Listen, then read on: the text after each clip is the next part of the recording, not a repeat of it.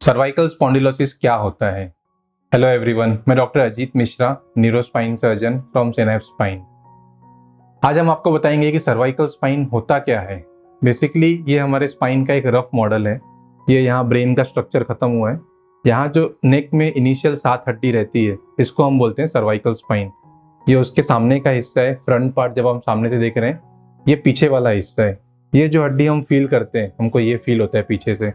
और ये जो बगल में येलो स्ट्रक्चर्स दिख रहे हैं, ये आपके हाथों की नसें हैं, एक राइट साइड एक लेफ्ट साइड।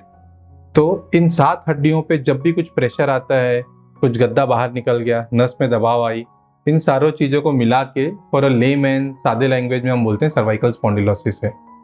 बेसिकली इसमें भी बीमारियां अलग अलग हो सकती है।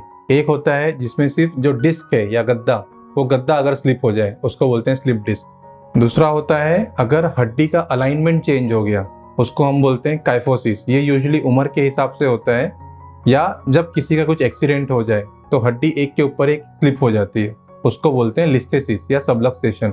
उसमें पेशेंट को दर्द बहुत ज़्यादा होता है और वो एकाएक शुरू होता है।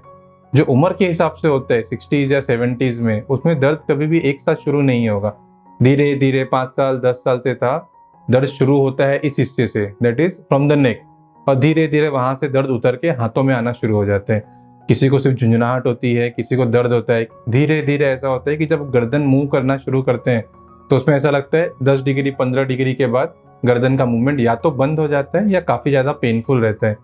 एंड स्टेज में ऐसा होता है कि जो हाथों का ग्रिप है, जो बेसिक काम करना है, किचन में काम करना है, बाइक चलाना है, क्लच दबाना है, तो उसमें ऐसा लगता है कि हाथों का जो ग्रिप है वो धीरे धीरे कमज़ोर होते जाता है।